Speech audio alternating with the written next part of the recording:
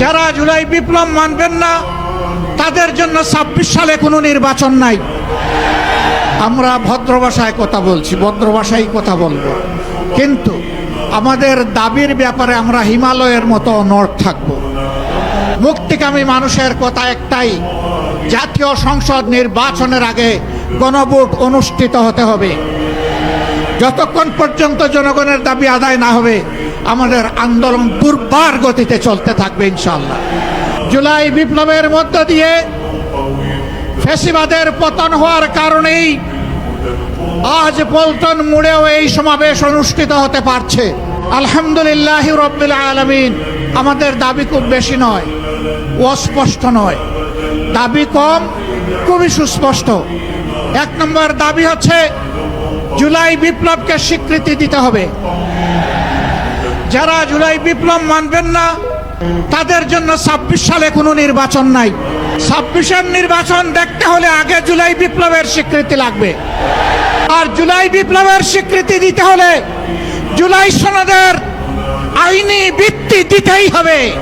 এই আইনি ভিত্তি ছাড়া কোনো নির্বাচন অনুষ্ঠান হওয়ার কোনো সম্ভাবনা নেই।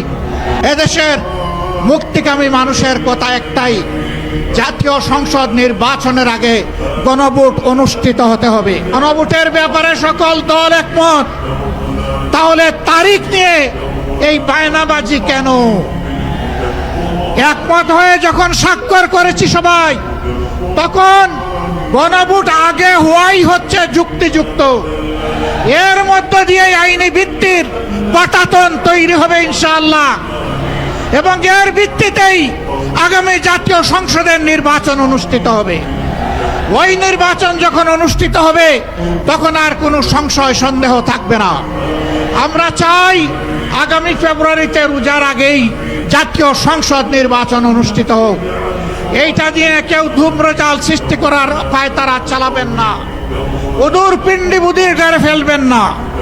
আমরা জাতীয় ঐক্যমত কমিশনে গিয়ে সকল দল আমাদের মতামত দিয়েছি। এই ৮ দলের পক্ষ থেকে ডজন খানেক নোট অফ ডিসেন্ট আমরা দেই নাই। আমরা প্রস্তাবনা রাখলে যৌক্তিক মনে করে সেখানে আলাপ আলোচনায় আমরা ইতিবাচক মত দিয়েছি। এরপরে সংখ্যাগরিষ্ঠ দলের মতামতের ভিত্তিতে একটা চার্টার তৈরি হয়েছে। এটি হচ্ছে গণতন্ত্রের কথা, যে সংখ্যাগরিষ্ঠ যা বলবে বাকিরা তাই মেনে নেবে। কিন্তু আমরা দেখলাম না, কেউ কেউ তা মেনে নিতে রাজি নন। জুলাই সনদেই যদি আপনি গণতন্ত্রের প্রতি শ্রদ্ধা না দেখান, জাতীয় নির্বাচনে আপনি শ্রদ্ধা দেখাবেন কিভাবে? এই জায়গায় আসতে হবে। সকল বায়না ভুলে যান, জুলাই শহীদের রক্তের প্রতি সম্মান দেখান। জুলাইয়ে যারা লড়াই করেছে বুক টাট করে, যারা পঙ্গু আহত হয়ে এখনো দুঃখে দুঃখে কষ্ট করছে, মেহরবানি করে তাদের বুকের ভাষা বোঝার চেষ্টা করুন। আমার ভাই আল্লামা মামুনুল হক সাহেব বলেছেন, লড়াই করে ফ্যাসিবাদ বিদায় করেছি, লড়াই করে জনগণের দাবি আদায় করব। আমি স্পষ্ট ভাষায় বলতে চাই, কোনো দলের নয়, জনতার বিজয় হবে ইনশাআল্লাহ। জনতা কি চায় কান পেতে শোনার চেষ্টা করুন। যদি এই ভাষা বুঝতে ব্যস্ত হন, তাহলে নিজের পরিণতির জন্য যে বুঝতে ব্যর্থ হবেন তাকে তৈরি থাকতে হবে। কথা দিচ্ছি বাংলাদেশের জনগণকে, আমাদের সহযোদ্ধারা আমাদের হাতে এনে মুক্তির প্রাথমিক পরিবেশটা উপহার দিয়েছে। আমরা জনগণের মুক্তি আদায় করেই গড়ে ফিরবো ইনশাআল্লাহ। আমরা ভদ্র ভাষায় কথা বলছি, ভদ্র ভাষায় কথা বলবো, কিন্তু আমাদের দাবির ব্যাপারে আমরা হিমালয়ের মতো অনড় থাকবো। কারণ এই দাবি জনগণের দাবি, কোনো দলের দাবি নয়। এই দাবি বিপ্লবের দাবি, এই দাবি ফ্যাসিবাদের দাবি নয়। ফ্যাসিবাদের দাবির কাছে বাংলাদেশের জনগণ মাথা নত করবে না। তৈরি হন। যতক্ষণ পর্যন্ত জনগণের দাবি আদায় না হবে আমাদের আন্দোলন দুর্বার গতিতে চলতে থাকবে ইনশাআল্লাহ। আজই শীর্ষ নেতৃবৃন্দ এই মিটিং এর পরে আমরা মিলিত হচ্ছি। পরবর্তী কর্মসূচি যথাশীঘ্রই আপনারা জানতে পারবেন।